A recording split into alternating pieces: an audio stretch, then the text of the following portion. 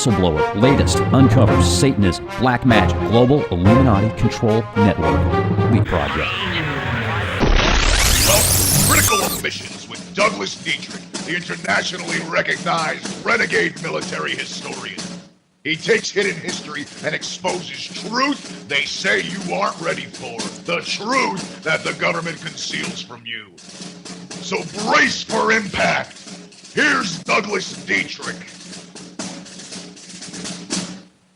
Okay, very glad to be here, and of course, as is often the case when I'm on air, just oxygenating and caffeinating and waking up simultaneously to speaking to all of you. Tonight, of course, we have the honor and the pleasure of having the host of the Leak Project, Rex Bear, with us, so I don't need to reawaken too many of my brain cells. We obviously have enough mind present to accommodate us through the next 2 hours, and we're going to be speaking about a number of different subjects tonight, and one of them will be we're going to pay some more respects to the late Max Spears by talking about his final interrogation, and that is something that Rex Bear reviewed just last night, and as a result, he's kind of familiar or up to par with the just how disconcerting that was, and it was basically a snuff film, and I'm sure that there's footage which they have not released. We know that there's footage that they have not released. They released the audio, so it's basically it's a snuff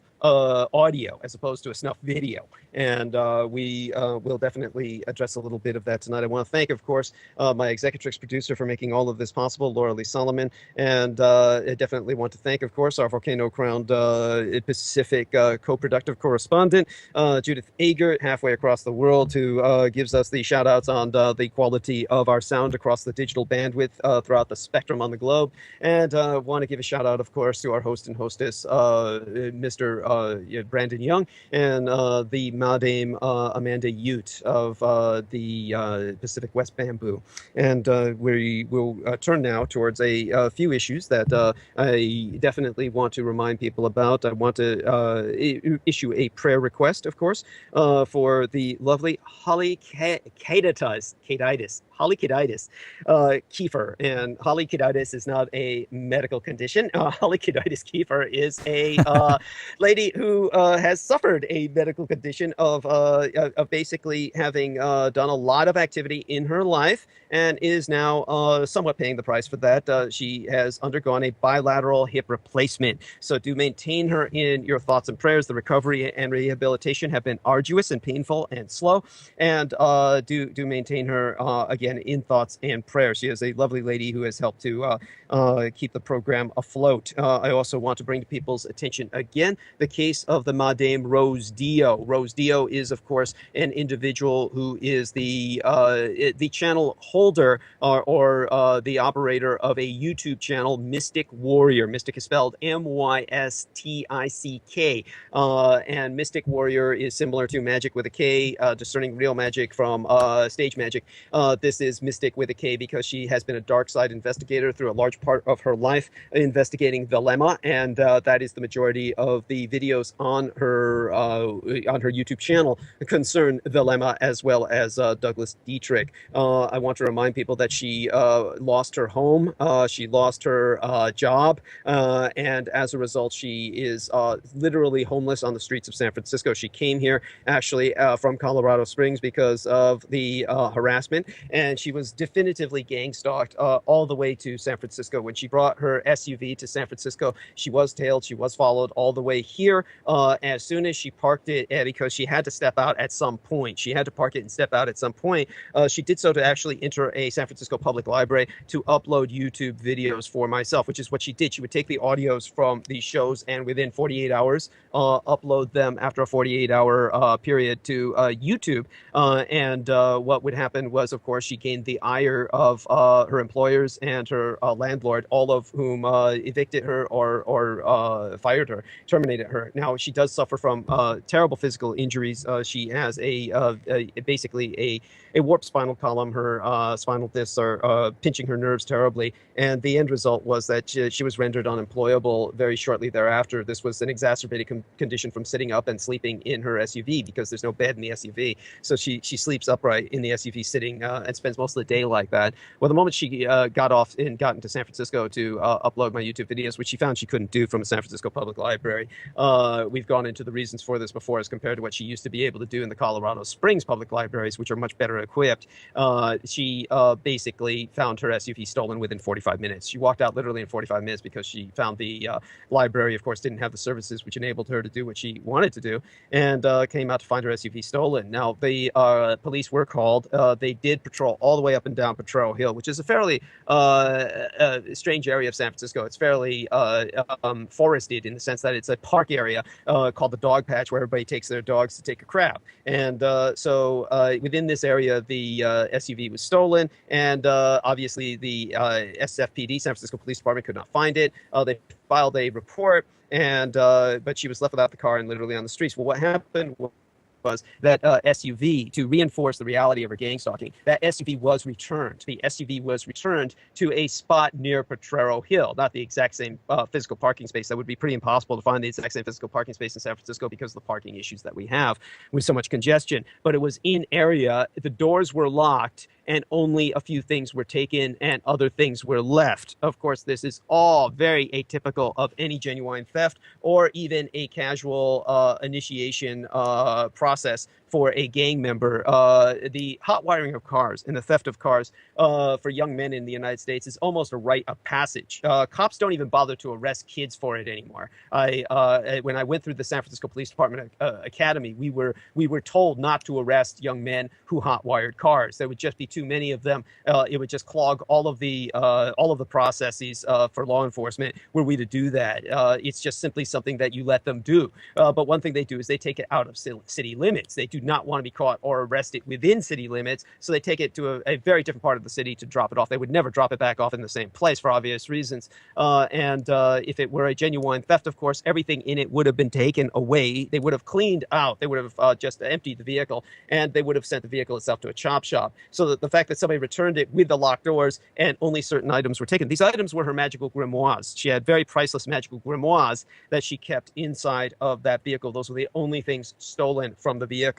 Everything else was left. So this is a example of the kind of gang stalking she has undergone. Much of it involves myself and what she does with her investigations and her promotion of myself. So do keep her in your thoughts and prayers, and you can help her by going to her timeline at www.facebook.com/rose.dio. That once again, that's www.facebook.com/rose.dio, and make certain that you can go to her private message box, and you can just click that sign that has the United States dollar symbol in the upper right hand corner, and you can send her even $1 would help. Otherwise, of course, you can send her money through PayPal at her electronic address of arcomputec@yahoo.com.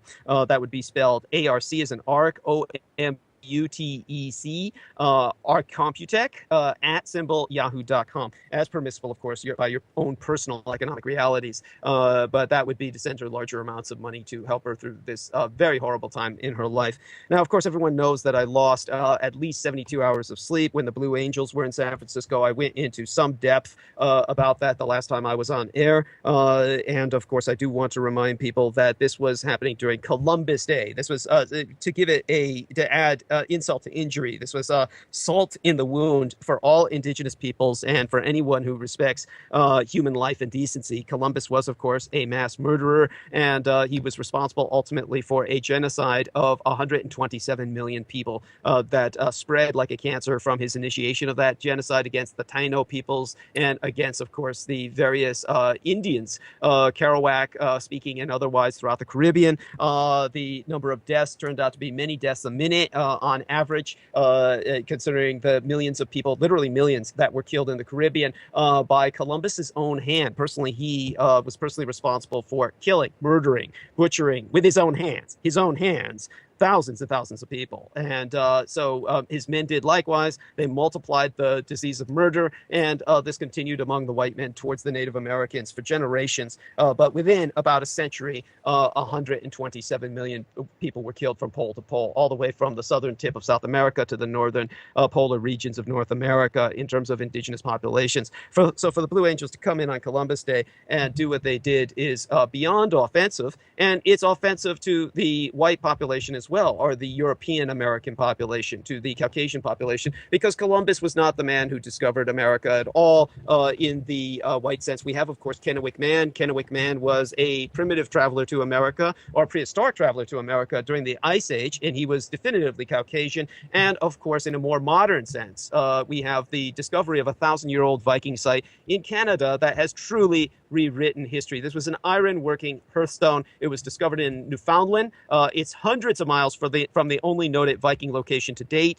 So we've got another 1,000-year-old Viking colony that has been found on the island of Newfoundland in Canada. This means that Newfoundland was the first area in the world, the New World, where the white man landed after prehistoric Kennewick Man. So first time that the modern European American landed was in Newfoundland over 1,000 years ago. And that, of course, is an area where many of the Native Americans look distinctively Caucasoid.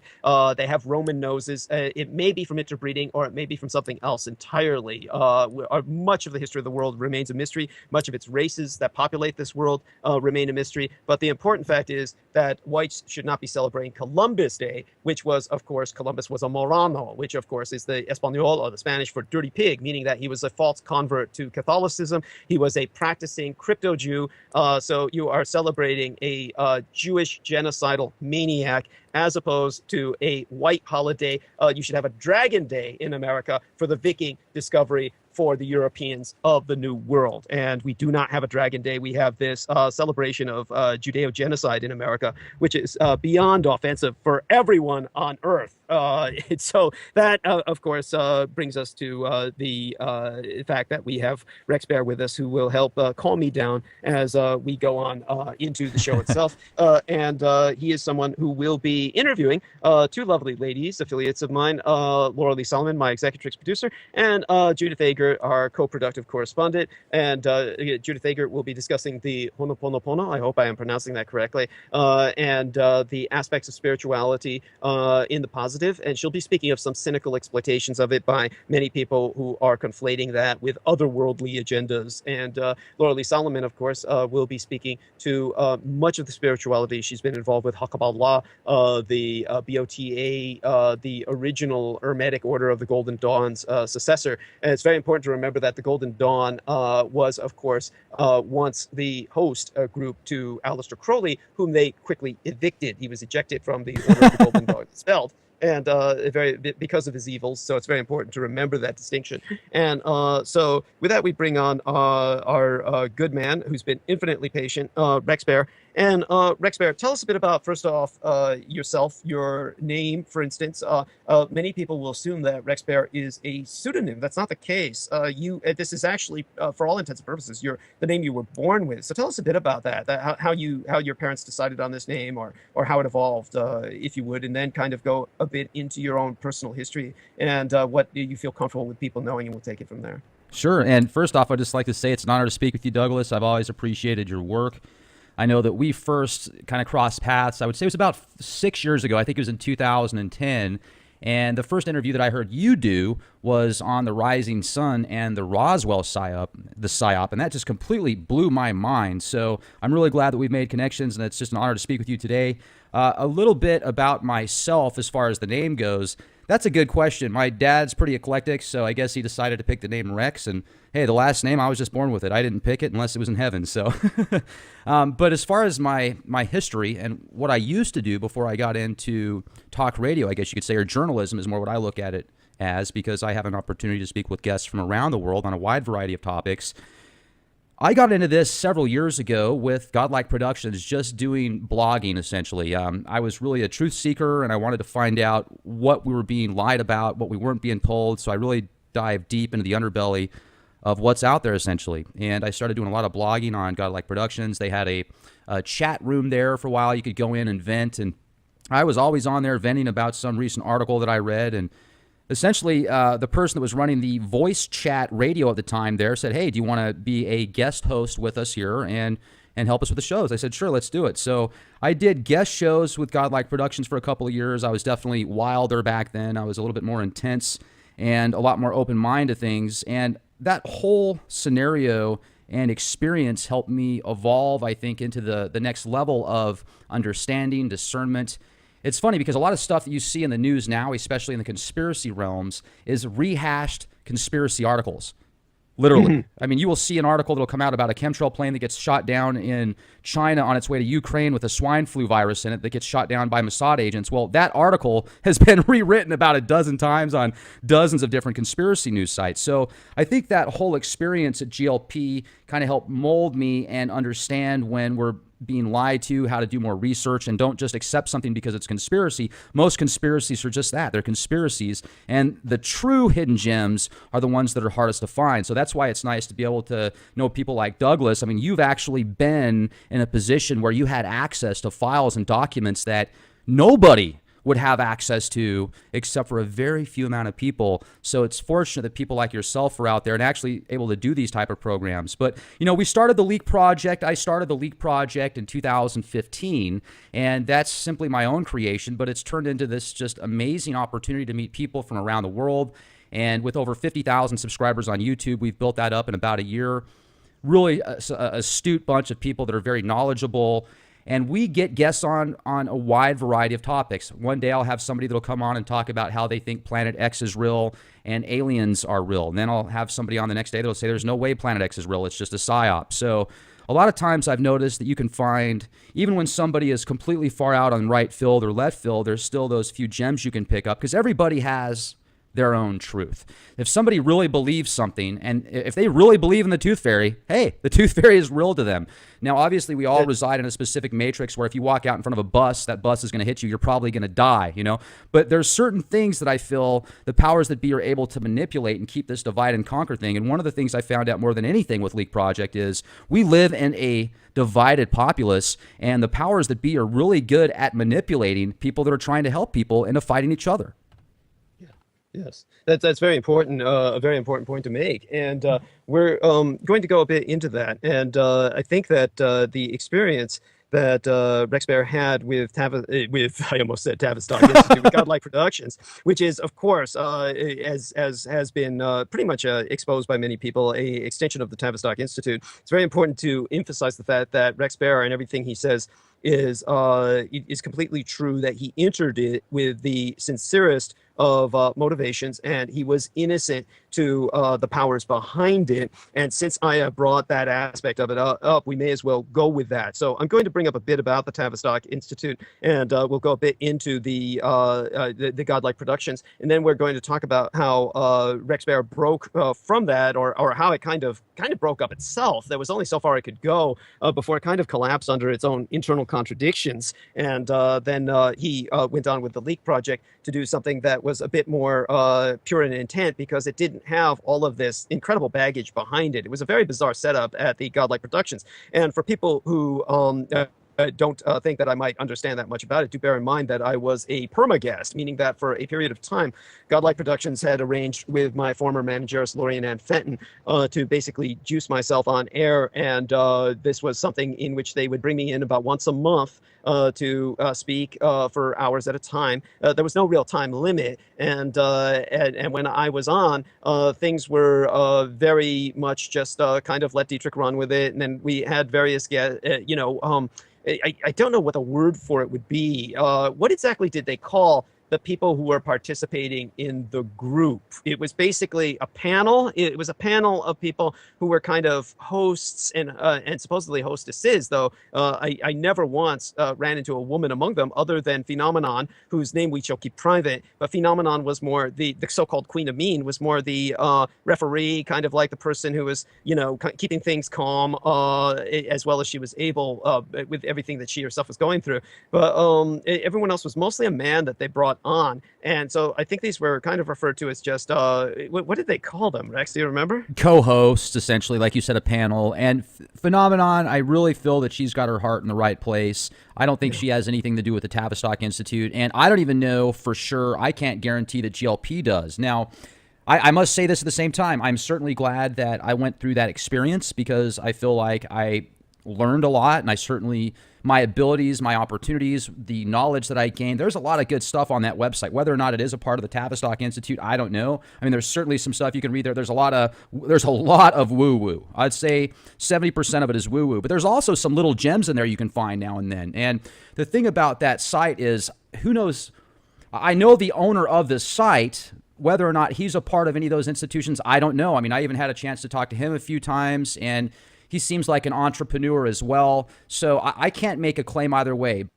Well, that's the whole point. And in that sense, the Godlike Productions did seem to serve that function, and that it may have been just entirely organic, as Rex Bear is saying.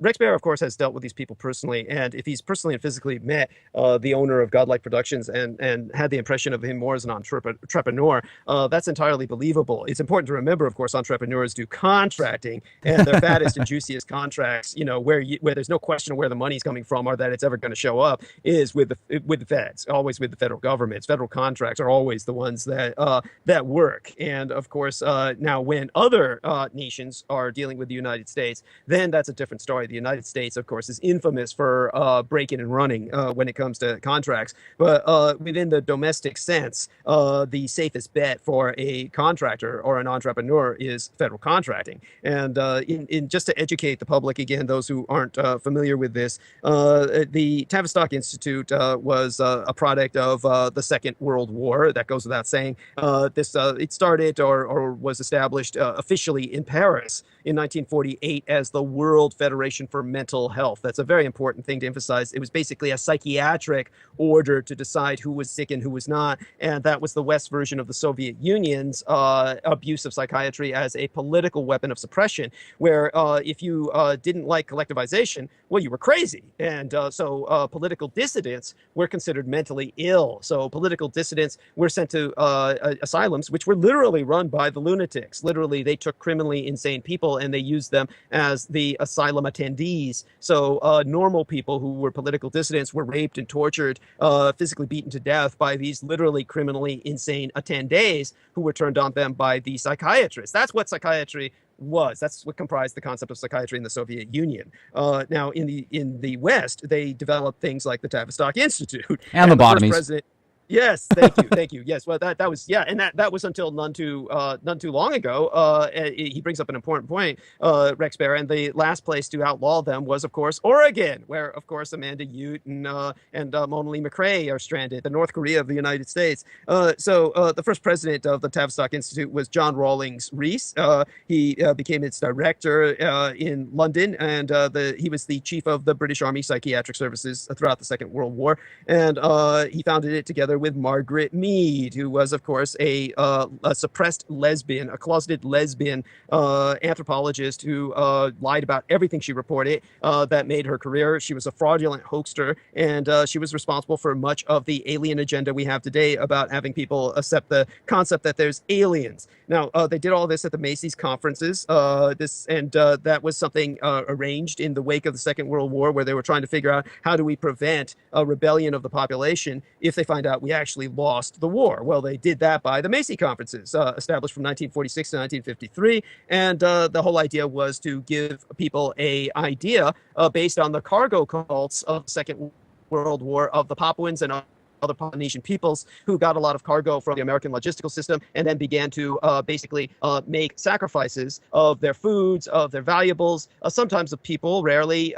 to their gods, in the hope that their syncretization of their gods with a Christian God would bring about all this good stuff on a permanent and regular basis, a kind of foreign aid program from the skies. And so they instilled this belief in Americans and Westerners with the concept of space brothers and the concept that there are aliens who will come, extraterrestrial aliens who will come and somehow help us and have done so, however, collaterally by various crashes. Now, this was happening at the same time, of course, there was indeed a Sheepkrieg or a disc war that was going on with remnants of the failed Reich. Now, all of that bears another discussion that we'll go into on the Leak Project with Rex Bear in the near future, happily so, along with many other subjects. But in the meantime, Tavistock became affiliated with various American academic agencies, the Rand and Mitre corporations, and of course they had a West Coast base of operations, but mostly they were a United States Air Force creation within the United States in 1940, starting in 1947, the same year that gave us the Central Intelligence Agency, the same year that gave us the Department of Defense, which was to replace the Department of War since the Department of War lost the war, the same year that, of course, we had the Roswell atrocity. And the Tavistock Institute came along with all of that, and what that resulted in was it being run out of Eglin Air Force Base, which is the home of USAF, or United States Air Force Detachment 421, which is involved with intelligence, reconnaissance. There's nothing intelligent most of the time about what they do. So that gives people a good aspect of what they do. Lackland Air Force Base is, of course, another, shall we say, star in their constellation. So basically, involved with all of this somehow was, according to many sources, the Godlike Productions. So that takes us back, of course, to our good friend Rex Bear, who's going to give us some extra dirt on this, because I believe you just interviewed a guest concerning some of these subjects, did you not? I just had a great interview with Neil Sanders. He's written 2 books, volumes 1 and 2, called Your Thoughts Are Not Your Own. Your Thoughts Are Not Your Own. And he has researched in depth the Tavistock Institute, mind control technologies. He has completely backed up what you talked about with some of the stuff Aquino did and the technologies they used in Gulf War, as far as, like, he said there were helicopters in Iraq with speakers, hi-fi speakers, blasting these tones and this music with these underlying basically words and chickens dying and stuff like that. And he talked about how there are these Iraqi soldiers that had weapons that came out of bunkers that were running in circles trying to surrender with helicopters blasting this music. And as far as the Tavistock Institute goes, I mean, I certainly don't know about Godlike Productions, but what I did hear, especially from Neil, was the Caltech University is heavily involved with Tavistock Institute. Many colleges are. And if you go, here's one thing that I see as a huge wag the dog scenario right now. Am I saying I don't believe in Planet X? No, I am agnostic to it. I am totally neutral on the subject, but I do feel that Planet X is used as a wag the dog type scenario. Now, why? Why do I feel that way? Because every 4 years, especially, but this happens more often than every 4 years, but especially every 4 years around the election time, Planet X is a big deal, and it's getting close to the Earth, and it's going to kill everybody, and the pole is going to shift, and we're going to have these huge tidal waves, and the coast is going to disappear, and there's going to be all these comets that are going to hit us.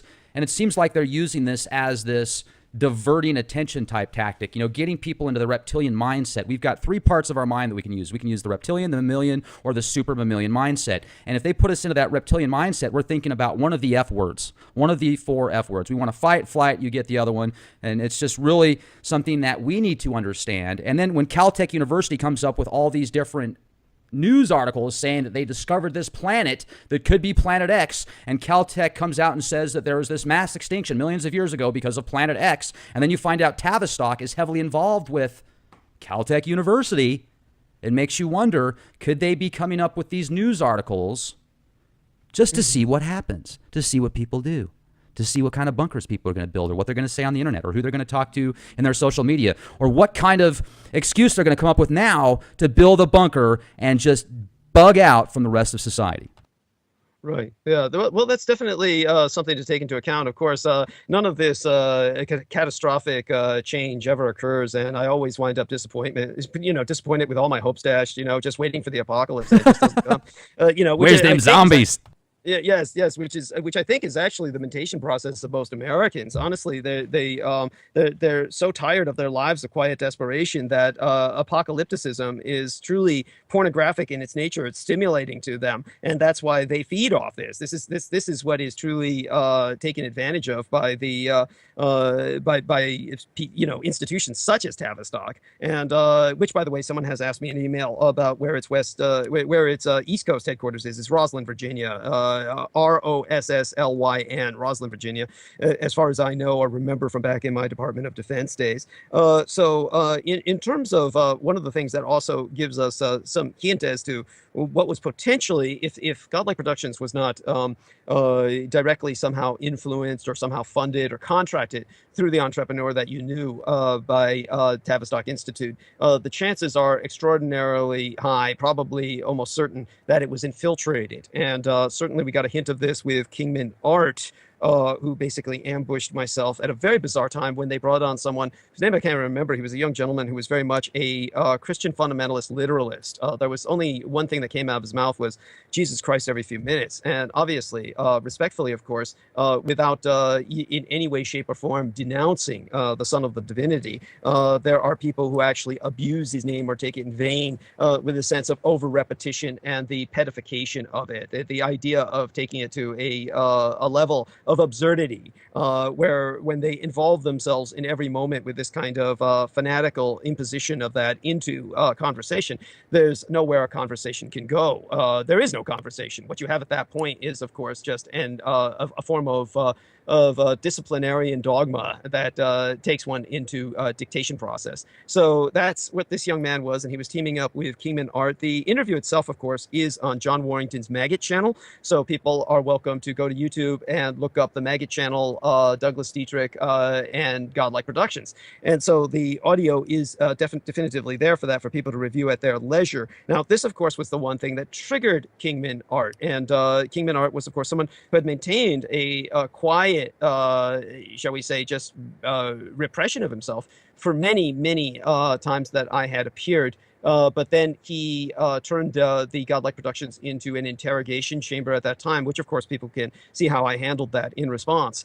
And when Kingman Art did that, what we had was a situation in which he was very dogmatically defending a federal propaganda position from an illegal standpoint, since it denied and repudiated all federal laws or litigation, which is what, of course, I threw in his face concerning, of course, the United States Code, which, of course, is the law in the United States. And U.S. Code Title 38, etc., is what I brought up concerning American non-recognition of any form of surrender on the part of the Japanese, of course. And we went into, of course, the actual documents of Japanese and American peace, etc., which ultimately were signed in 1952.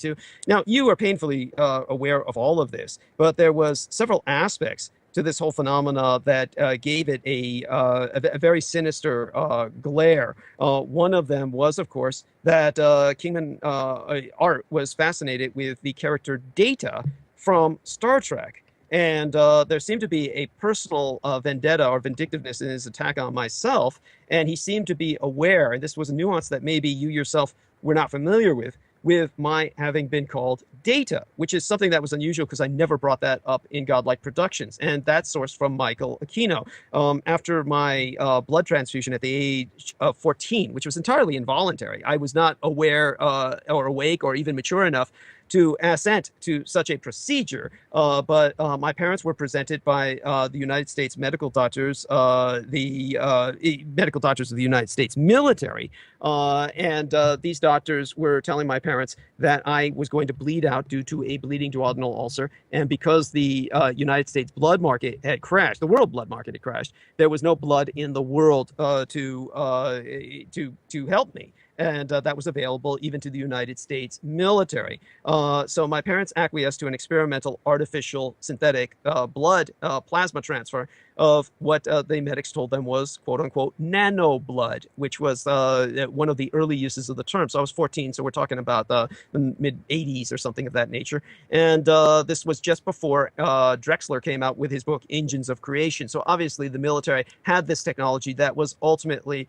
leaked to the public. Now, ultimately, the man responsible for my transfusion was a man named John Henry Hagman, Hagmann. He was an Army doctor who taught at the United States Military Medical College. And of course, the Letterman Army Medical Center, where this took place, was responsible for training fully a quarter, 25% of all the U.S.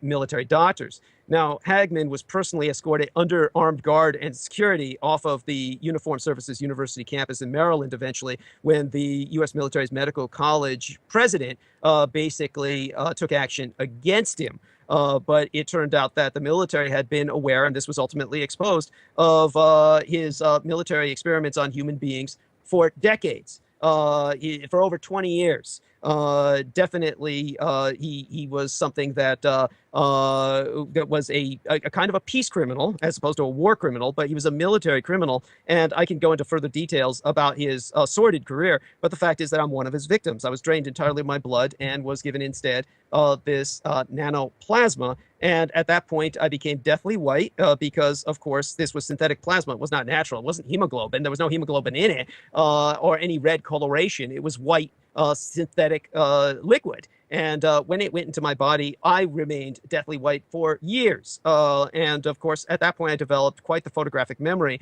for a very long period of time, for decades. And so when I was requested as liaison by Michael Aquino, he referred to myself as Data. And of course, we have a situation in which he told this to people who worked on the Star Trek series. Now, this connection between the Presidio military base and Star Trek started decades before with Gene Roddenberry, and Gene Roddenberry was someone who was a LAPD police department officer. He was an officer of the LAPD, and what he did was he wrote speeches for the LAPD police chief. And when he wrote speeches for him, the LAPD police chief ultimately became someone who was involved with basically espionage. And so when this police chief became involved with espionage and the promotion of propaganda films, William Henry Parker III was portrayed by Nick Nolte in the movie Gangster Squad, which came out in 2013.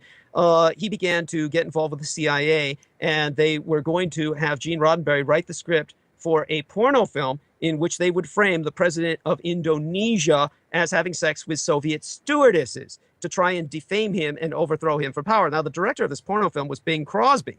And so Gene Roddenberry was so scandalized by this and so offended, he quit the LAPD and he went into writing science fiction. That's how he wrote Star Trek. But one of the things that he did was he placed Starfleet headquarters in the Presidio military base. And this is canon. This is in the series. This is in all the films. Starfleet headquarters is in San Francisco. And of course, where it is centered is in the over 1,400 acres, the close to 1,500 acres of the former Presidio military base. So he had a lot of consultation he did with the Coast Guard station, which was on site the Presidio military base, because he wanted Starfleet to be not a Navy or a branch of service that was geared towards war making or war processing or violence processing, but a scientific and exploratory organization. So he based it off the U.S. Coast Guard. So in his consultations, he became very familiar with Presidio-based military library staff. And ultimately, as he got older, the kids who were writing the next generation came to consult at the library. I was a librarian. And of course, I referenced them to one of the experts on many of the subjects they were after in terms of metaphysics, etc., which was Michael Aquino. And Michael Aquino referred to myself in front of him. This is Data, Douglas Dwayne Dietrich. He's triple D, but I call him another D. I call him Data Dietrich. And that's how they developed the concept for the replacement of Spock, the off character of Data. Now, I remember there was a private conversation I had briefly off air with Kingman Art when he came to us, my former managers, Laurie and Ann Fenton, and I asking for money. And they were asking for money so they could interview the homeless people who lived underground in Las Vegas. Now, of course, Laurie and Ann Fenton laughed in his face, so to speak, over the Skype and said, you know, no one needs money to interview homeless people. You just want it so you can play the slots and see the hookers, of course, over at the bordello, so you can go F yourself. But, you know, in the midst of the course of the conversation, before it degenerated into that, Kingman Art expressed, I'm the real Data. And Douglas Dietrich, he expressed all this envy and jealousy over my having that name, which no one could know about other than someone who knew Michael Aquino. So what can you add to this? What, do you know anything about this? Let me jump in real quick because I remember that guy well, and he drove me absolutely nuts. I could not stand listening to him for more than 30 seconds because not only did he talk like this and you just wanted to pass out after you listened to him, but he would bring this stuff up that was from like the 80s. And yeah, is he a smart guy? I'm sure he is. I'll bet you back in 1976 he was in top of his class. But he just sticks with that old Data. And I'm just going to use the word Data because that's what I called him because he had no freaking personality. I mean, literally, his icon in Godlike Productions is Data itself. And when you talk to him and you listen to him, it's like a boring 1987 version of Data. So as far as his connection with anybody else, he's just a donkey, dude. He is literally just a donkey that has absolutely no personality. He thinks he's the smartest person on the block because of his 1987 skill set. And he is so stuck in that era that he literally, when he started being the main guy on GLP, when I left that and started doing my own thing, I actually took a couple years sabbatical and just went back into the field that I was doing in, my work line, because I'd never made any money with GLP. So I would listen to him sometimes, and I would try to listen, and I would try to get excited, and I just wanted to go to sleep or punch something. It's just really boring. I thank you for that, and thank you for confirming the fact that he had that as his icon. We'll certainly move on from there, because obviously that is beating a dead horse to an extent, but it adds to some of the dynamics of what went on behind that interview, which is certainly something that I recommend that people review. Do you know how much people loved you, Douglas? I'm telling you, man, when you went on GLP, you brought in huge crowds. Everybody loved listening to you. Yeah, there were those few trolls out there. And then here's the thing. One thing that I've noticed, especially in the fields that I've worked in some pretty high level positions, corporations, top, Fortune 100 companies, etc. I kind of had a job for many years that people would consider the Formula One of sales. And we were trained to read people. I mean, that was our job, to understand if somebody was telling us a lie, how to get somebody emotionally attached, how to pull strings with their emotions. And when you talk about the stuff you do, imagine being a Nebraska raised, meat and potatoes, living a very conservative lifestyle, thinking that America is just the numero uno. And then you've got somebody like yourself that comes out and says America lost the war, and the way you're so passionate and the information you bring to the table, even if you're right, those people are going to flip out, man. They're going to stick their heads in the sand. They're going to call you every name in the book, because you're pulling emotional strings that they're not able to handle. So their way to deal with it is to call you a liar, call you every name in the book, and just stick their head in the sand and continue to think what they think. Well, yeah, I appreciate that. That brings us to the aspect of American information consumerism, and that's something we're going to explore as we go into the next hour, because it's very important based on what the Leak Project has to offer. And it's very important to remember that Rex Bear, as the man who administers the Leak Project, is, first off, it's important to, we cannot overemphasize, he's doing all of this himself. I mean, literally himself. Rex Bear spends about between 14 to 18 hours a day in a garage, during the summertime in particular, sweating his ass off, basically interviewing people on Skype and drinking what he can, water, non-alcoholic, to basically rehydrate himself. So that he doesn't basically die while he's talking to these people on Skype. And he's making this sacrifice pretty much on an attempt to make a living off of this at this point in his life. So he's made enormous personal sacrifices to dedicate himself to this. He's not there to judge people. So I want people to understand the service he provides is what the American information consumer is demanding. The American information consumer wants I call it a delusion, but they want the option that there's a choice. And the reason I call it a delusion is for the very reasons Rex Bear articulated. Unfortunately, many people, are recycling and synthesizing what is on the internet. And in a very real sense, Max Spears was a victim of that. So we're going to go into Max Spears in a minute, and Max Spears will probably carry us through the break into the next hour. But one of the things that I want to emphasize is that what Rex Bear is doing is he's obviously bringing on a lot of people who are in entirely different universes from myself. They are beholden to entirely different axiomatic paradigms than myself, and he brings them to you, the information consumer, so that you can be the judge. So he's giving you the service that you demand. So the American information consumer wants the idea they have a choice. And so that choice is being offered by Rex Bear. There are very few people who provide that choice for you, because Rex Bear, unlike so many of these other places, is not censoring people. He is not repressing them or for instance, refusing to let certain people on.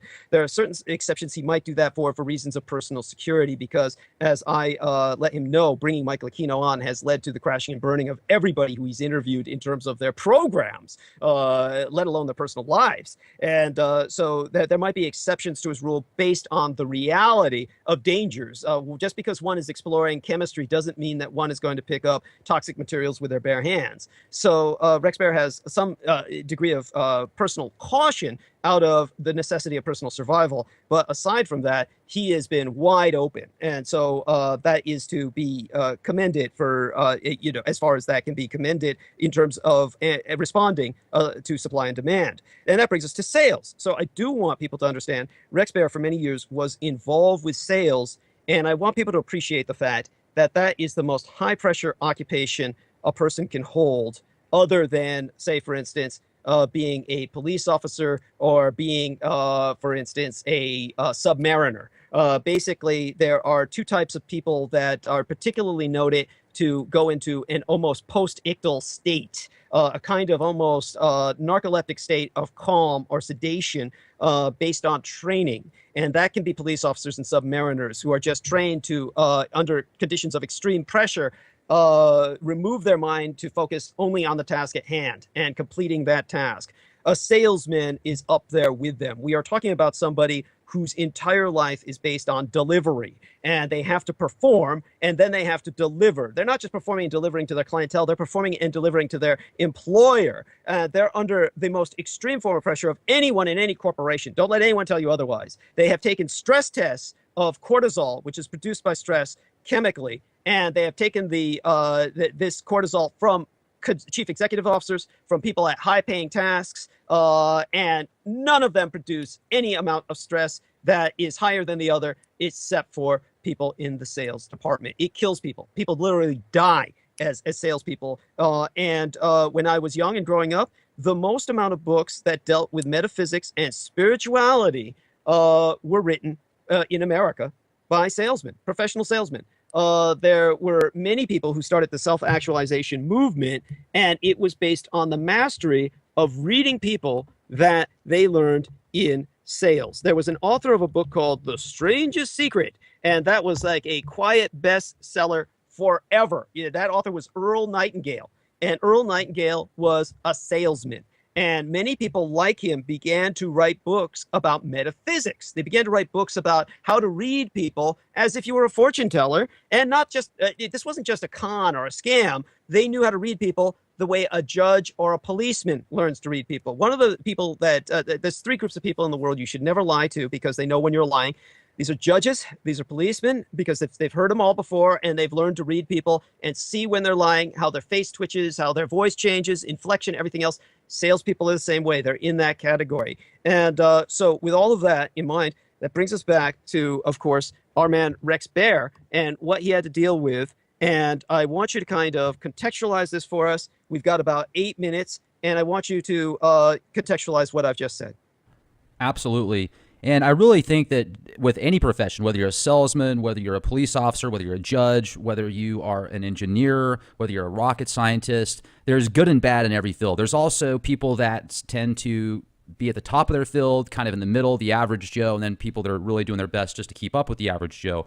And as I told you the first time we talked for just a few minutes on your show, I was, just spoke with you a few weeks ago. I told you that by the time I was in my mid-20s, I had almost 100 jobs. And I look back at how many jobs I had, and I think that's a little bit of an exaggeration. I think it's right around 70 jobs I had by the point I was 25 years old. And that's every type of field you can think of. A lot of those were in sales, but I got into high-end boats and yachts and pleasure boats, and that's kind of the type of item that not everybody needs. When you go in to look at a purchase of a boat, you've got to have pretty good money just to own a boat, let alone buy a boat. So you're talking different clients, but I've also been in industries where somebody that's just a minimum wage person could go in and purchase something. So I've found people from all over the world in a wide variety of different jobs, and it seems like at the right time I meet the right people.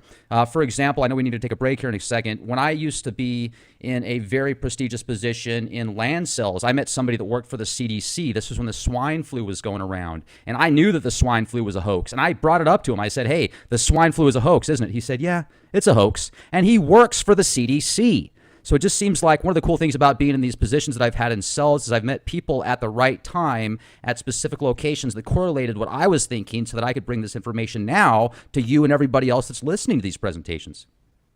That's great. Now, we will have a break any second, and we'll carry into that break. But within these last few minutes, one of the people that I interviewed, and I think it'll be more respectful to go into Max Spears for a bit as soon as we're out of the break, but one of the people that I interviewed that was a fairly humorous interview in the sense that everything that could go wrong, that could possibly go wrong, went wrong, technologically and everything else. And this was with General Albert Stubblebine. And General Albert Stubblebine is a great Joe. He's one of the nicest people you'll ever meet. He is someone that I personally will say was taken terrible advantage of by many predatory sharks who worked beneath him, such as Michael Aquino, who got all kinds of projects funded under this man's nose by basically keeping him occupied. He was known as Spoonbender Stubblebind because he became very involved for a while with, oh God, that Israeli guy who used to bend spoons for a living. Do you remember his name? I don't remember his name, but I know exactly who you're talking about. Yeah, yeah. And so I'll have Laura Lee Solomon look that up. And but he became involved, of all people, with various contracts. One of them, of course, was another shark, Ed Danes, who basically had Stubblebind very influenced for a while. And of course, another guy was Anthony Robbins. And so he had very bitter experiences with all of these people. And ultimately, in a very real sense, The Anthony Robbins? The Anthony Robbins. Whoa. Yeah, all of these people ultimately cost him his career. Uri Geller, that was the dude. Uri Geller got Stubblebind bending spoons. So Stubblebind would bend these spoons at parties on the Presidio military base and elsewhere, and so he got the name Spoonbender. But we're going to get into his misadventure with Anthony Robbins, and I want your opinion on what you make of that when we get back. It'll just be a short story and well worth listening to.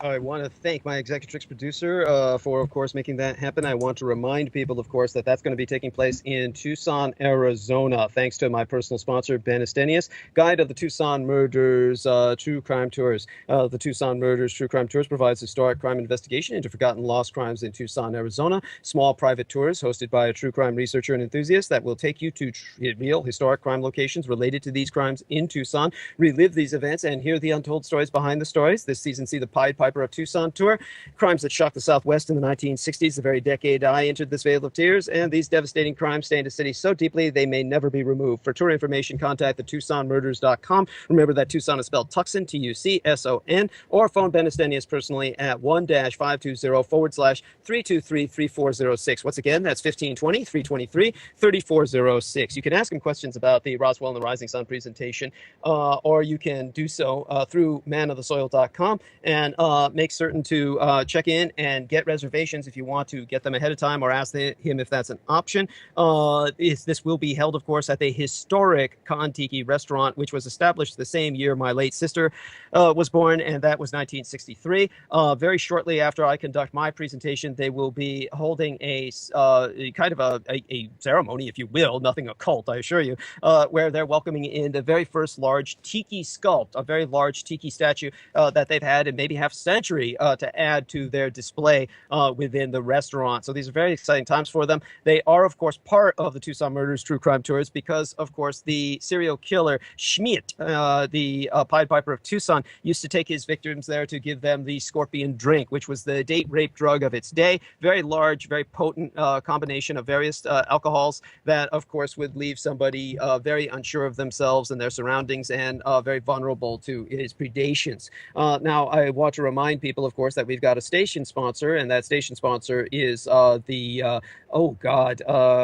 trying to leather-shop.biz. So visit www.leather-shop.biz for your customized leatherwear, any style, any color, any size, any fetish. They love freedomslips.com. And your promotional code for a quarter of $100 discount on your order is my own lowercase initials and this year's numeric designate. So that would be DD2016. Once again, that promotional code to get yourself $25 discount off your customized leatherwear or gear is lowercase DD 2016. And of course, we have our own DVDs to sell, including two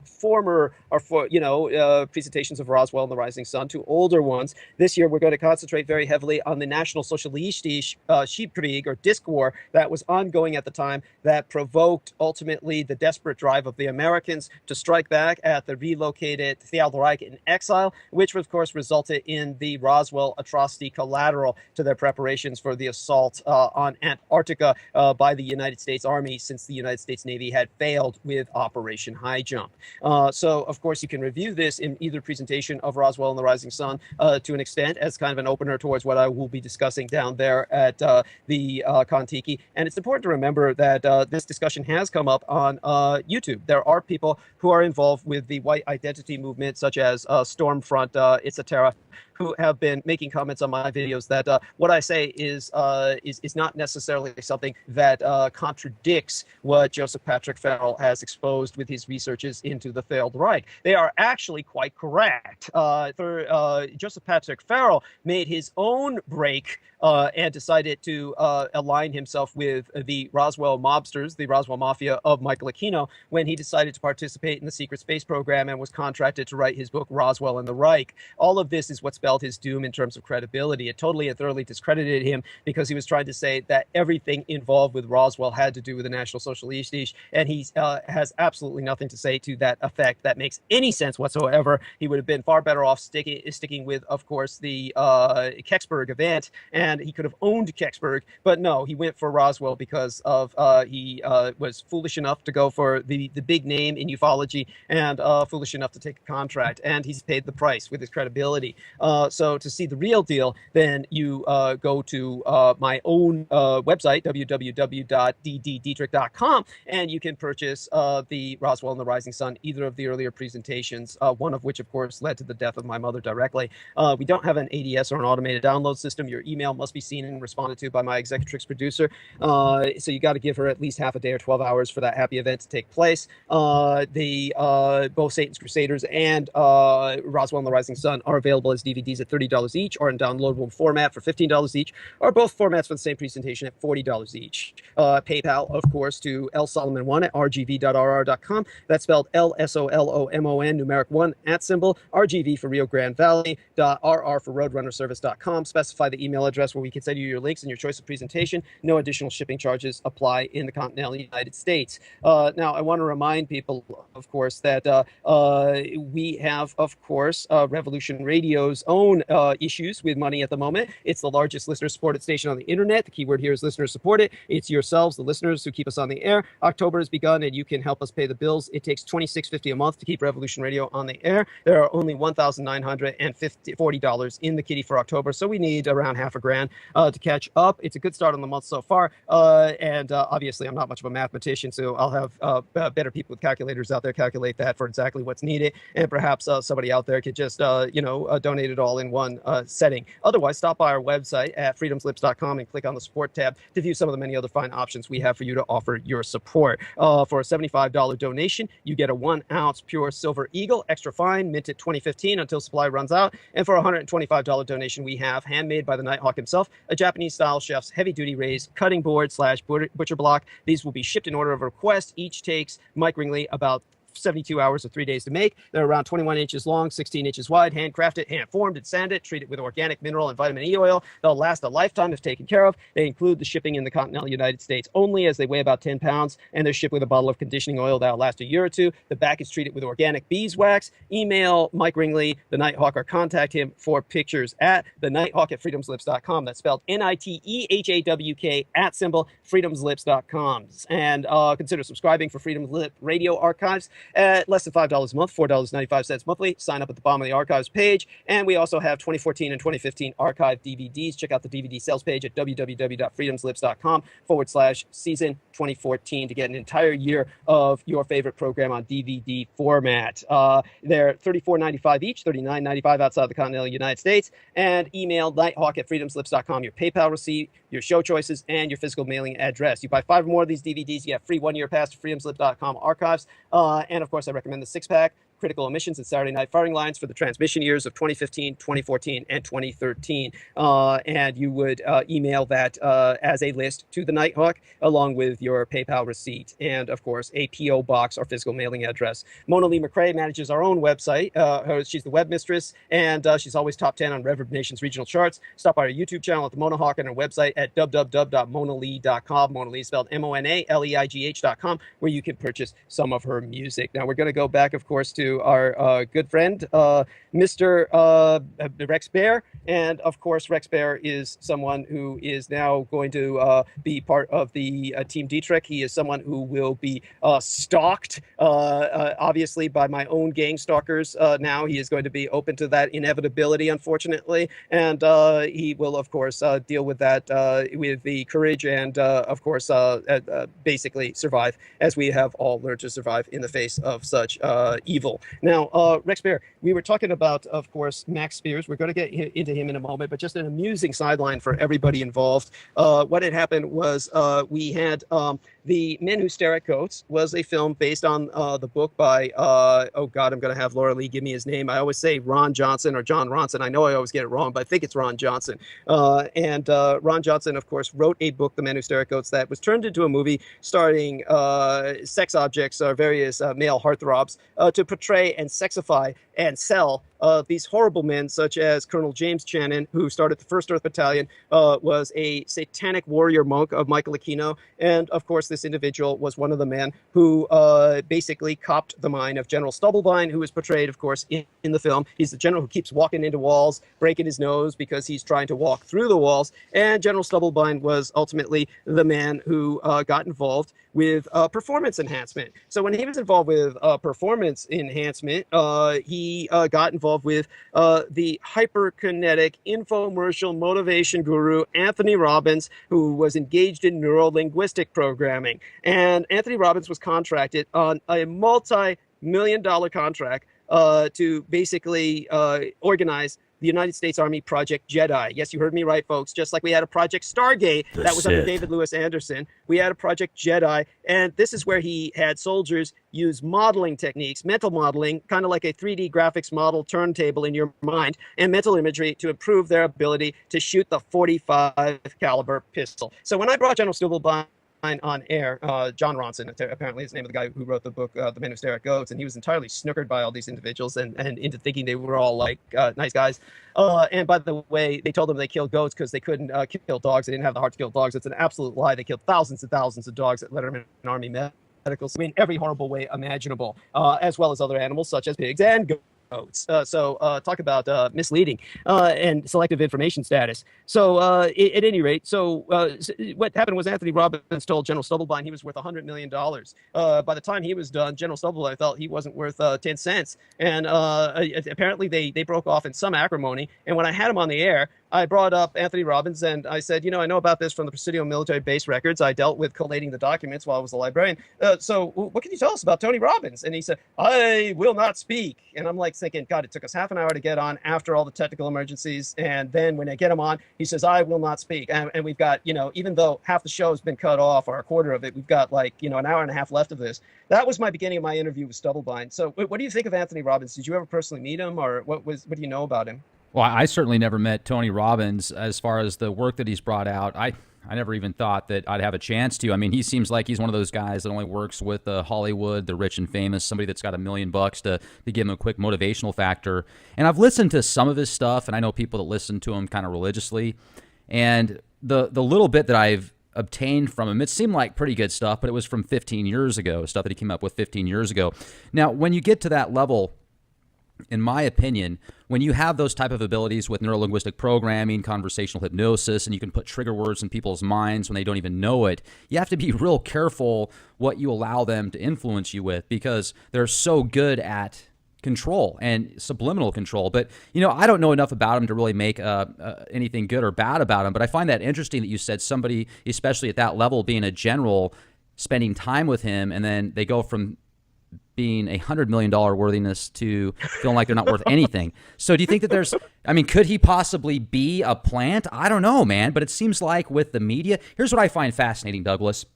Do you remember when Donald Trump at the beginning, it was like, hey, Donald Trump, man, he's going to save America. He loves us. He wants to save us. He's our friend. He isn't a part of any secret societies. Even Newt Gingrich came out and said he's not a part of the mystery schools.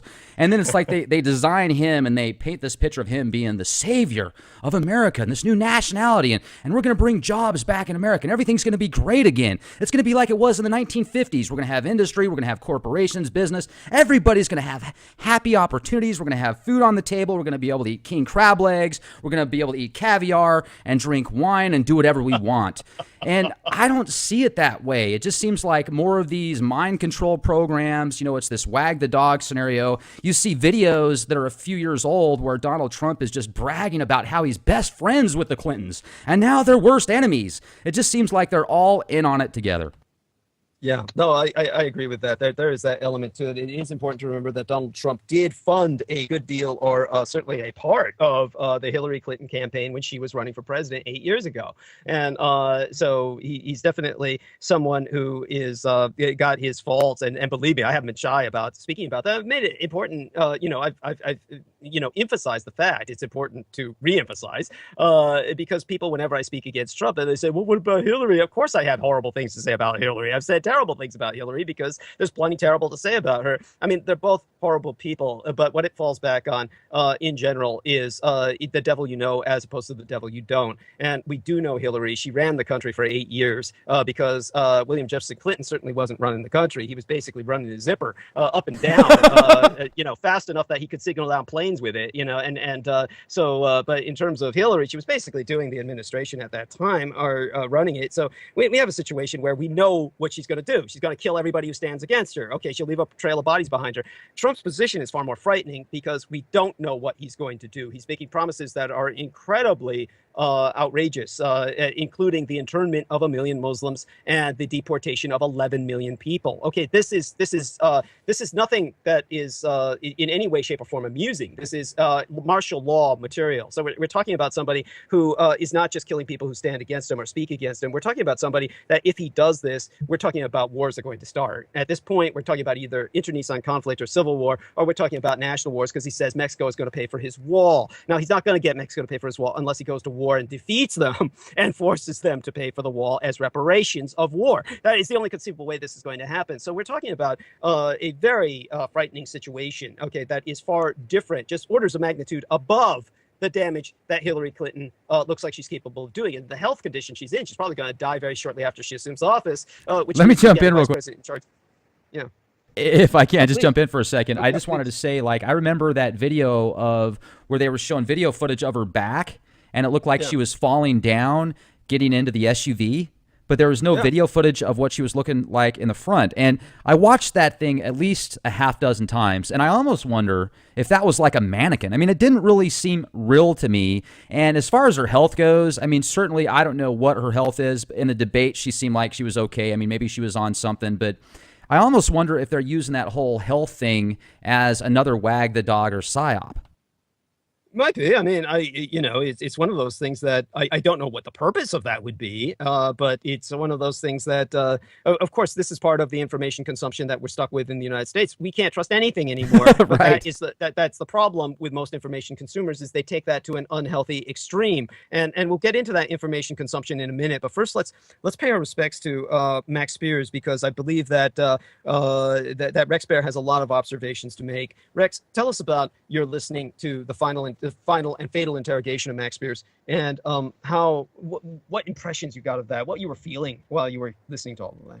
It was like I was furious, depressed, and upset at the same time, because I could tell he wasn't right. You could absolutely tell that he was definitely on something by the way that he was, he was kind of mumbling his speech a little bit there, and then when they would sit there and go slap, you'd hear this slap, and then you'd keep talking, but there was this one point where you heard this whack super hard, and he's like, whoa, hey, yeah, and he would kind of laugh a little bit.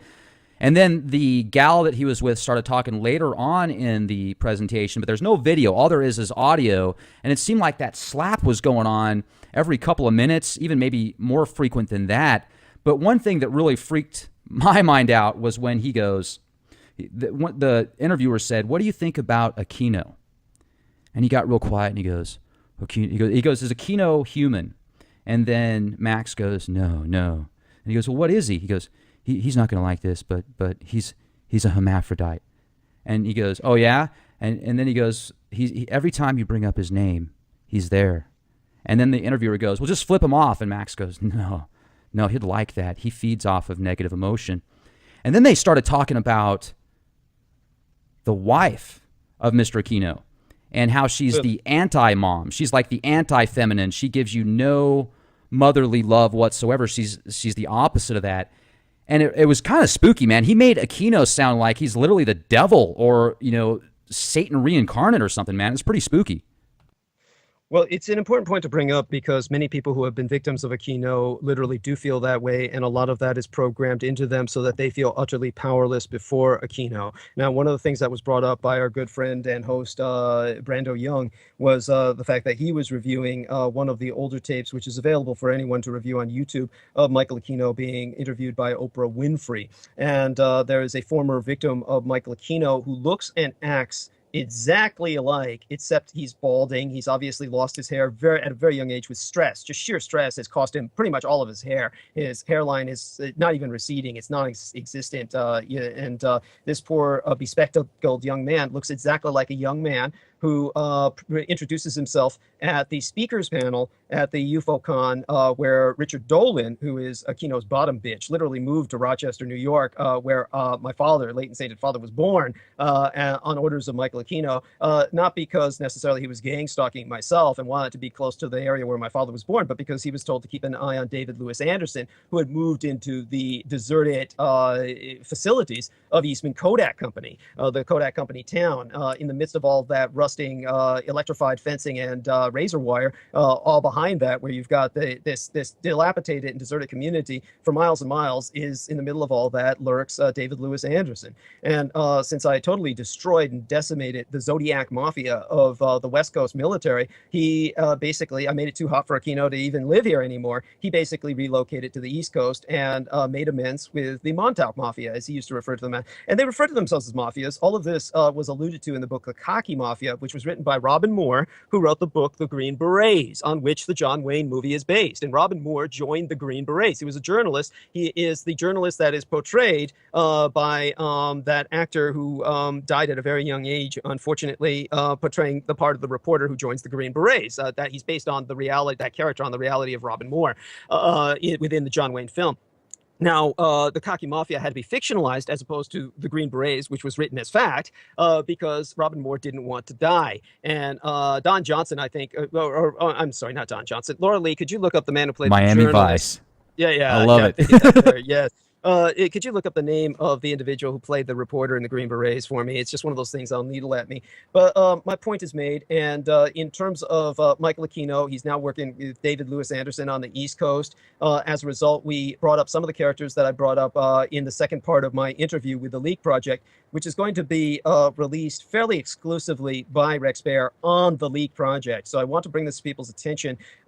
We get into several sensitive issues concerning my gang stalkers and their personal attacks. And as a result, this is very intense. It's far more intense than the first part. I do know that many of my listeners are used to a lot of abuse, so to speak, from myself. Your average American audience is not yet used to that.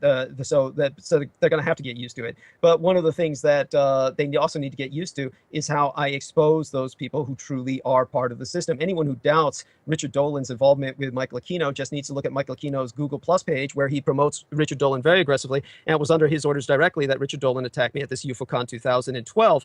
And that, of course, the speakers panel is available on the Magick channel of Jonathan Warrington. The attack itself is available on the Taboo Brothers channel of YouTube, which is administered by Daniel Arola. And that's when people want to go straight to the meat of the attack. And in terms of course, Richard Dolan, before he comes on, if you want to see this young man I'm talking about, he comes on in the speakers panel. You'd have to go to the Magick channel for that. And this young man looks and sounds exactly like the young guy who was accusing Michael Aquino of being a former molester and talking about how he had participated in a coven, was forced to participate in sacrifices.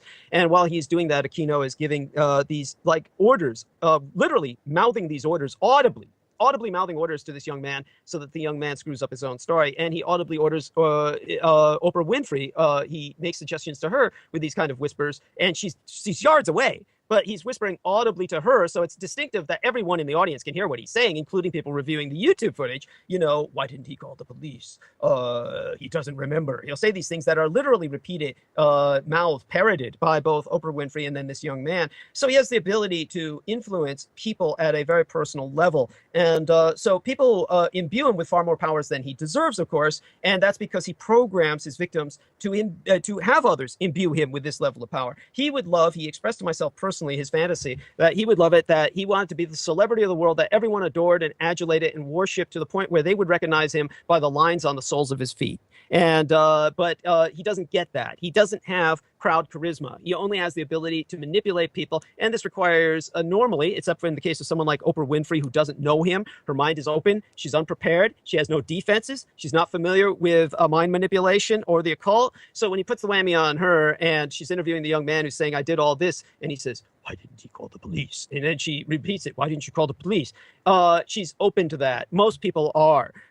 And in terms of someone like this young man, he responds because of years of training and programming when he says, he doesn't remember. Then the young man says, I don't remember, when he's talking about various people he saw at the sacrifice.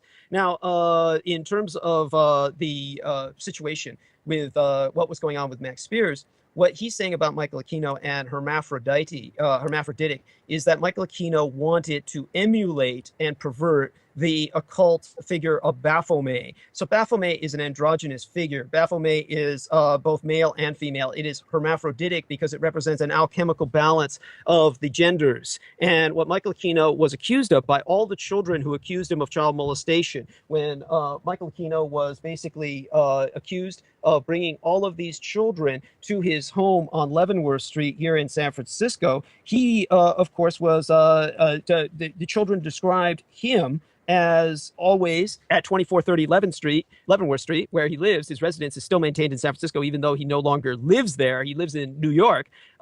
His residence was described by the children as having an all-black lobby. It had a special chamber in the back where no one could hear their screams. And, of course, they said that when they were brought into this room by Michael Aquino, he was dressed as a woman. And my high school teacher, Gary Willard Hambright, was with him in the room dressed as a woman. And Lilith was dressed as a man. So what they were doing was they were trying to alchemically combine their genders in a hermaphroditic sense, occult-wise. And when they abuse these children and put them through all these tortures, the children, after a while, cannot discern, being exposed to so many genitalia so repeatedly, being forced to open their mouths so that these people could insert their phalluses and then someone else would insert their clitoris. Ultimately, to many of these children, these people become hermaphroditic. They begin to blend or conflate their genitalia. And, of course, don't take my word for it. Just keep in mind that the children were taken by the FBI on drive-bys of 2430 Leavenworth Street, and they were all able to identify the residents. And then when 2430 Leavenworth Street on Russian Hill in San Francisco was raided by Inspector Glenn Pamphloff, and they removed tapes and photographs and computer records, they noted everything the children said about the interior was true. The lounge was painted black, that he had a soundproof dungeon in the back so no one could hear anyone scream. All of this was confirmed, but all of the child testimony was thrown out of the court because they said the children's testimony is unreliable because they're underage. So at that point, all child molesters in the state of California were given a 007 license to rape because any child who testified against them was too young for their testimony to count in a court of law. So you can come to California, you can rape any child you want who's underage, and you can get away with it because anything they say against you is going to be dismissed in a court of law. That's the way it was for years, decades after that. And if some changes have occurred, I welcome people to let me know. In the meantime, I recommend everyone stay out of California, especially if you have children. And that, of course, was pioneering law based on the Michael Aquino case. So in terms of everything that's happened with him, we have to be the judge as adults as to what he really is. But I'm explaining the context in which Max Spears is saying what he's saying. And of course, Michael Aquino makes all of these people feel that he will be with them forever with his bond over their mind. I'll give you an example. We have a Revolution Radio hostess, a fellow person here at Revolution Radio on the staff, a volunteer of her time, just like I am. And that's Christine Joanna Hart. And Christina Joanna Hart's first memory in her life at the age of 3, her earliest memory is riding up and down on the penis of Michael Aquino. Now, she said this on air and on record. And, of course, you've got this situation in which she was never able to, quote-unquote, break spell of Aquino. I tried to help her to do that.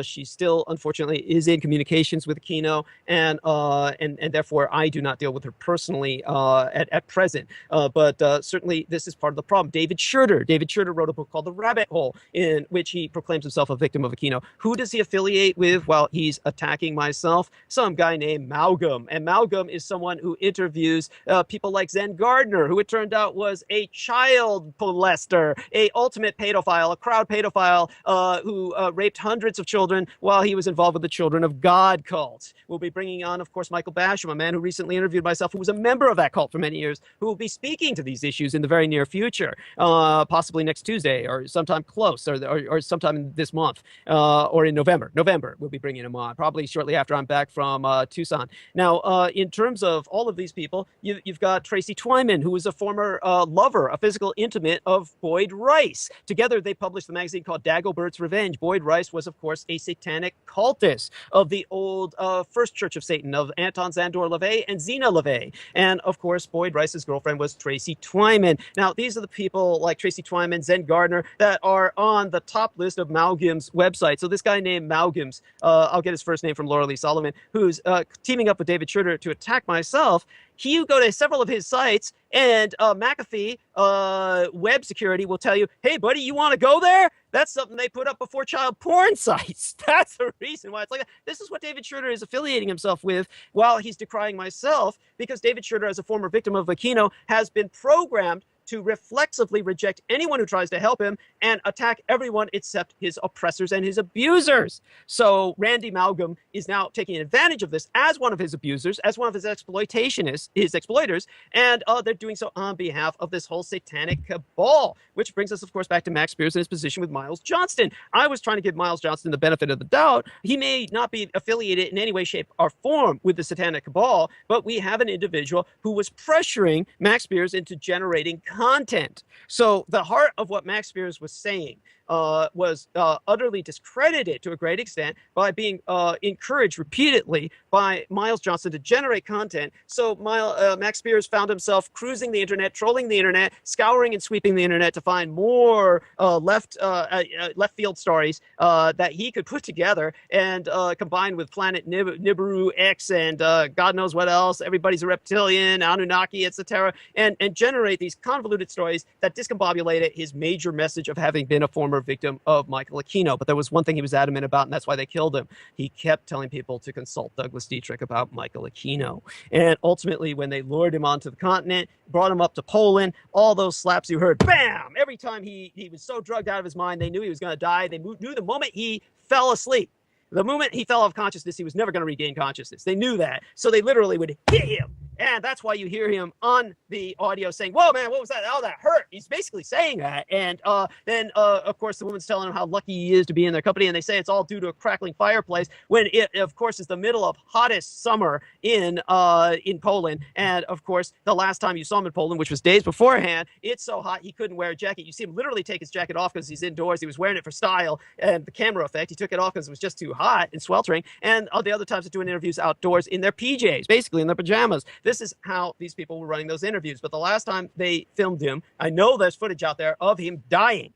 That, of course, is evidence. They did it in a foreign country where, of course, no one was going to extradite anybody. The idea of a genuine autopsy, forensic analysis, is laughable, and nobody could mess with the Polish jurisdiction because nobody's declared a war on Poland and invaded it and put it under occupation so they could hold the Polish police accountable. So the end result was he was murdered there in the perfect place to murder him. They were trying to get me over to Romania for many years. That would have been my Poland. Instead of drugs, it would have been sex that would have taken me down. And the end result, of course, is their anger with myself for not coming to Romania. And that's why Michael Aquino has worked with David Lewis Anderson and got one of his victims, very similar to Penny, same types of memories. And this victim is a Martian Marine. That, of course, is Richard Cole / Randy Allen Kramer, one of my gang stalkers who's been threatening me with death and rape for years on the phone before he was made a celebrity by Michael Aquino and David Lewis Anderson, putting him up on all of these various programs where he's passed around now like a party slut. And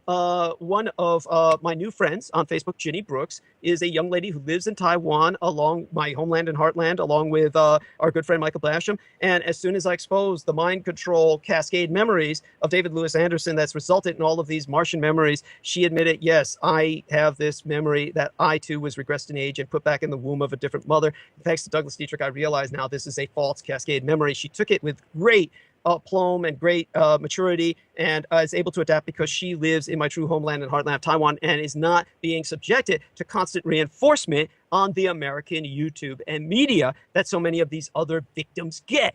So that is the tragedy of all of that in a synopsis. And we can go into this in great depth in one of our future interviews on the Leak Project. Right now, Rex Bear is going to give us some details on part 2 of the interview with Douglas Dietrich and how he intends to release that, what format he intends to release that in to the public. And I think he did the right thing, which was wait on it. We do not want overexposure with this. So tell us a bit how, and approximately when, a general estimated time of arrival for this, Mr. Bear. Absolutely. And that interview should be up within the next 48 hours. Just go to leakproject.com, become a member at Leak Project. You'll get access to that podcast as well as over 300 full-featured podcasts. And the information that you brought to the table, Douglas, was just so intense. I don't know if it is something that should be necessarily available for everybody because it might freak them out a little bit too much. I mean, one of the things that you have personally seen things and been in situations that most people can't even fathom. And the information that you bring to the table is so intense sometimes, you have to give people an ounce at a time, you know, I mean, because if they were to absorb everything that you bring at once, it just is going to be too much for them at times. And go to leakproject.com, make sure to get access to that. You'll also get access to a lot of other information that you might not normally know about. So that's where it'll be. Just give us 48 hours. Right. And so I want to thank everyone for their patience with this. I know a lot of people have been asking about it, and I do want people to understand something else that we're going to get into now, which is the responsible consumption of information. Now, Yvonne Lawrence Fior, who's a good Facebook friend of mine, was asking about why do people believe these things. She can understand people like I would say Penny, and if I'm pronouncing her name correctly, who was just recently interviewed by Rex Bear, I would classify her as being one of these many victims of Dr. David Lewis Anderson and his Cascade memory programs, as was all the way back to Al Bielek, one of his original prototype victims, who they all have this memory of being age regressed and put into the womb of another mother so they could be born again and not remember anything. And it's the same thing with Richard Cole / Randy Allen Kramer / Mr. Gunner 65, by which he harasses myself on YouTube under that particular name, and actually writes various hosts such as Michael Basham, has probably written emails to Rex Bear, though I don't know if Rex Bear, he probably gets so many emails, he probably hasn't noticed that. But definitely we have someone who is a gang stalker who is treated like a football or basketball player as one of their more developed victims, in the sense that he is so programmed with this, he can alter personalities from Richard Cole to Randy Allen Kramer, but he keeps the same initials, RC, like RC Cola, because like Royal Crown Cola, because he's so egotistical that no matter what personality he is in, he can't change that, other than, of course, he conflates it with the K because of his programming at Kodak. It's very important to remember that Kodak is 2 Ks, not because it's an acronym for anything, it's because George Eastman realized that Ks stand out in the human mind and are memorable as part of neuro-linguistic programming as a hard sound that strikes the chord of mental muscle. That's why we have the KKK. But in the case of Captain K, K-A-Y-E, also known by the initials of RK, which is just a variant on his RC, just a harder sounding C, as he goes in his Holocaust denial forums, by the initials RK, we have this individual who can alter from personality so extremely that his voice changes, his eye colors change, his eye sight changes in terms of vision quality. So we have this individual who at the same time believes he was regressed and taken out of the womb of another mother. And they always come back, obviously, when they age regress him and put him in the womb of another mother. Most of the time, the people we've seen, such as Penny or Randy Allen Kramer, they come out looking like shit. So obviously, they didn't give them any real genetic engineering. They come out looking like they're washed up, four-eyed, bespectacled people who are train wrecks. Now, I don't know about Jenny Brooks. She probably looks quite fine. But the fact that somebody in Taiwan who used to live in the United States has these same memories, along with so many other people, should impress people as terrifying. I mean, this is not a reinforced delusion amongst a few people. This is a phenomenon, which means these are people who are part of a massive program. And this program is believed by many people, which is what Yvonne Lawrence Fior was asking about, and why. And so I explained why the human brain is hardwired, of course, for belief, because there would be no purpose in language while we were evolving to develop language, unless the information conveyed in that language was true, was factual. The food is over there. Touch my food and I will kill you. And by the time we get these messages across so people believe it, we are hardwired to believe things, which is why children believe fairy tales. And when we get to the point where there is literal belief, then, as Rex Bear says, to the person who believes it, it is real. This is why there's an example of a person who was institutionalized who believed that the insane asylum was surrounded by water. So two attendees, this was in the United States, not the Soviet Union, decided, well, we'll show them what's reality to screws. This is why they call them screws. So two of the attendees basically took him outside and threw him onto the lawn. Now, when he died on the lawn, he was brought in for a forensic analysis so that they could, relieve the two charges of the burden of murder. And what the forensic autopsy proved was that the man had died by drowning, that his lungs had compressed as if he had been filled with water. They had extended as if filled with water and then deflated and compressed as if he had the bends. So what they had proven was that in his own mind, he reacted to the green lawn as if he were in the water. This is what your mind does. Your mind will put the reality in your brain, and your body will react physiologically because your mind's reality is that real. Now, all of you are doing that for all the United States in the sense that you all believe you won World War II. Well, I won World War II. If enough folks believe it, it must be true, right? No, because the reality is that's not true. And then when you get thrown on the green lawn, you're going to drown for no good reason, because it's all in your head, because you're not landing in the water. You're landing on green grass, or actually astroturf. And so in this case, we come back to information consumption. See, the Americans want the choice. They want to be able to like go on the shelf and say, I want this, I want that. So they say, well, Douglas Dietrich says this. Well, I'll accept some of this, but I want some of what Randy Allen Kramer is saying. And then I want some of what, this other guy's saying. And they put it all together, and they put this together, this pastiche, and they feel that they've empowered themselves because they've done it all themselves. Now, they call this insanity, this absurdity, they call it research. Okay, this is not research. And I am not a researcher. I am a public informant at personal risk. I'm a whistleblower that's magnified by orders of magnitude. So I am a public informant who's giving you facts. We all have our own opinions. We have a choice in that. None of us has a choice in our own facts. There is this thing called hard reality.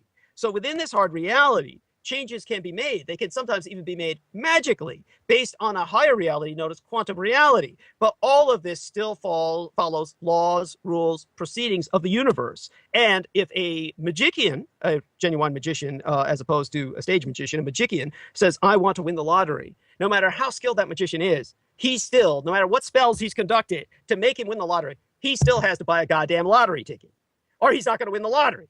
So there's certain things you just have to do. There's certain realities that you have to concede. Right. Nobody wants to concede them. However, faith is important. Faith is the acceptance of something based on faith. Faith is, in a sense, irrational. And we have to accept many things on faith because all of us can't know everything.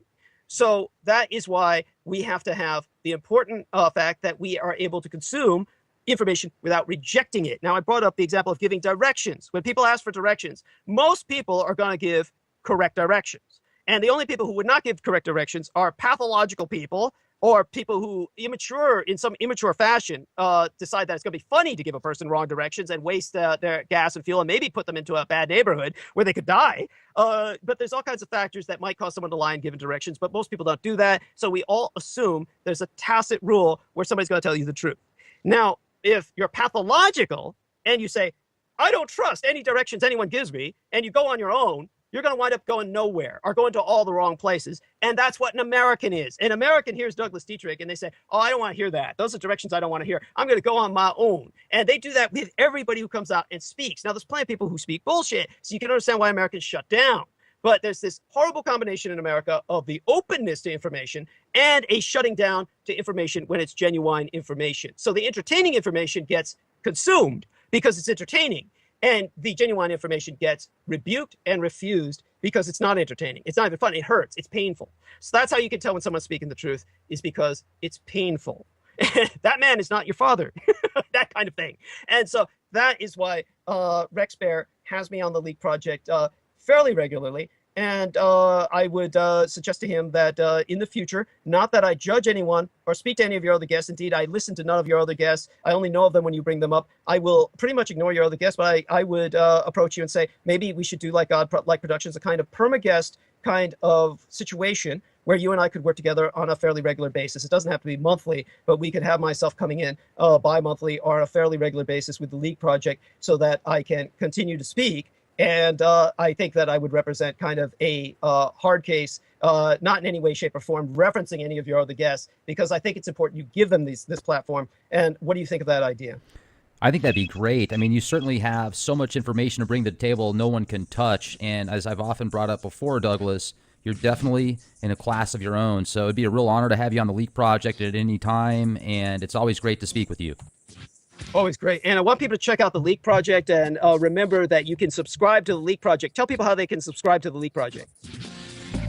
Absolutely. Just go to youtube.com/clandestine Time Lord. You can become a member on YouTube for free. And if you want access to exclusive content, commercial-free, downloadable, go to leakproject.com. Become a contributing member. All contributions definitely help Leak Project. So leakproject.com.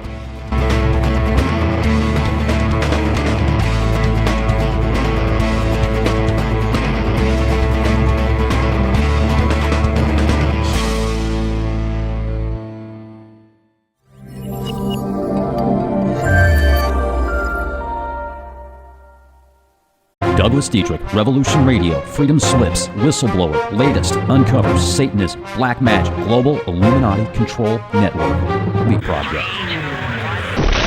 Well, Critical Omissions with Douglas Dietrich, the internationally recognized renegade military historian. He takes hidden history and exposes truth they say you aren't ready for. The truth that the government conceals from you. So brace for impact. Here's Douglas Dietrich.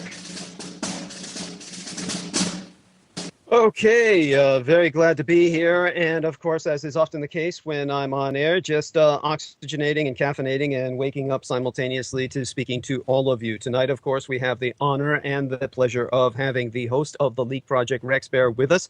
So I don't need to reawaken too many of my brain cells. We obviously have enough mind present to accommodate us through the next 2 hours. And we're going to be speaking about a number of different subjects tonight, and one of them will be we're going to pay some more respects to the late Max Spears by talking about his final interrogation, and that is something that Rex Bear reviewed just last night, and as a result, he's kind of familiar or up to par with the just how disconcerting that was, and it was basically a snuff film, and I'm sure that there's footage which they have not released. We know that there's footage that they have not released. They released the audio, so it's basically it's a snuff audio as opposed to a snuff video, and we will definitely address a little bit of that tonight. I want to thank, of course, my executrix producer for making all of this possible, Laura Lee Solomon, and I definitely want to thank, of course, our volcano-crowned Pacific co-productive correspondent, Judith Ager, halfway across the world, who gives us the shout-outs on the quality of our sound across the digital bandwidth throughout the spectrum on the globe, and want to give a shout-out, of course, to our host and hostess, Mr. Brandon Young, and the Madame Amanda Ute of the Pacific West Bamboo. And we will turn now towards a few issues that I definitely want to remind people about. I want to issue a prayer request, of course, for the lovely Hollycaditis Kiefer. And Hollycaditis is not a medical condition. Hollycaditis Kiefer is a lady who has suffered a medical condition of basically having done a lot of activity in her life and is now somewhat paying the price for that. She has undergone a bilateral hip replacement. So do maintain her in your thoughts and prayers. The recovery and rehabilitation have been arduous and painful and slow. And do maintain her, again, in thoughts and prayers. She is a lovely lady who has helped to keep the program afloat. I also want to bring to people's attention again the case of the Madame Rose Dio. Rose Dio is, of course, an individual who is the channel holder or the operator of a YouTube channel, Mystic Warrior. Mystic is spelled Mystic, and Mystic Warrior is similar to Magic with a K, discerning real magic from stage magic. This is Mystic with a K because she has been a dark side investigator through a large part of her life, investigating the Lemma, and that is the majority of the videos on her YouTube channel concern the Lemma as well as Douglas Dietrich. I want to remind people that she lost her home, she lost her job, and as a result, she is literally homeless on the streets of San Francisco. She came here actually from Colorado Springs because of the harassment, and she was definitively gang stalked all the way to San Francisco. When she brought her SUV to San Francisco, she was tailed, she was followed all the way here. As soon as she parked it it because she had to step out at some point. She had to park it and step out at some point. She did so to actually enter a San Francisco Public Library to upload YouTube videos for myself, which is what she did. She would take the audios from these shows and within 48 hours upload them after a 48-hour period to YouTube. And what would happen was, of course, she gained the ire of her employers and her landlord, all of whom evicted her or fired her, terminated her. Now, she does suffer from terrible physical injuries. She has basically a warped spinal column. Her spinal discs are pinching her nerves terribly. And the end result was that she was rendered unemployable very shortly thereafter. This was an exacerbated condition from sitting up and sleeping in her SUV because there's no bed in the SUV. So she sleeps upright in the SUV sitting and spends most of the day like that. Well, the moment she got off and got into San Francisco to upload my YouTube videos, which she found she couldn't do from a San Francisco Public Library, we've gone into the reasons for this before as compared to what she used to be able to do in the Colorado Springs public libraries, which are much better equipped. She basically found her SUV stolen within 45 minutes. She walked out literally in 45 minutes because she found the library, of course, didn't have the services which enabled her to do what she wanted to do, and came out to find her SUV stolen. Now, the police were called. They did patrol all the way up and down Potrero Hill, which is a fairly strange area of San Francisco. It's fairly forested in the sense that it's a park area called the Dog Patch, where everybody takes their dogs to take a crap. And so within this area, the SUV was stolen, and obviously the SFPD, San Francisco Police Department, could not find it. They filed a report, and but she was left without the car and literally on the streets. Well, what happened was that SUV, to reinforce the reality of her gang stalking, that SUV was returned. The SUV was returned to a spot near Potrero Hill, not the exact same physical parking space. That would be pretty impossible to find the exact same physical parking space in San Francisco because of the parking issues that we have with so much congestion. But it was in area, the doors were locked, and only a few things were taken and other things were left. Of course, this is all very atypical of any genuine theft or even a casual initiation process for a gang member. The hot wiring of cars and the theft of cars for young men in the United States is almost a rite of passage. Cops don't even bother to arrest kids for it anymore. When I went through the San Francisco Police Department Academy, we were told not to arrest young men who hot wired cars. There would just be too many of them. It would just clog all of the processes for law enforcement were we to do that. It's just simply something that you let them do. But one thing they do is they take it out of city limits. They do not want to be caught or arrested within city limits, so they take it to a very different part of the city to drop it off. They would never drop it back off in the same place for obvious reasons. And if it were a genuine theft, of course, everything in it would have been taken away. They would have cleaned out. They would have just emptied the vehicle, and they would have sent the vehicle itself to a chop shop. So that the fact that somebody returned it with the locked doors and only certain items were taken. These items were her magical grimoires. She had very priceless magical grimoires that she kept inside of that vehicle. Those were the only things stolen from the vehicle. Everything else was left. So this is a example of the kind of gang stalking she has undergone. Much of it involves myself and what she does with her investigations and her promotion of myself. So do keep her in your thoughts and prayers, and you can help her by going to her timeline at www.facebook.com/rose.dio, D-I-O.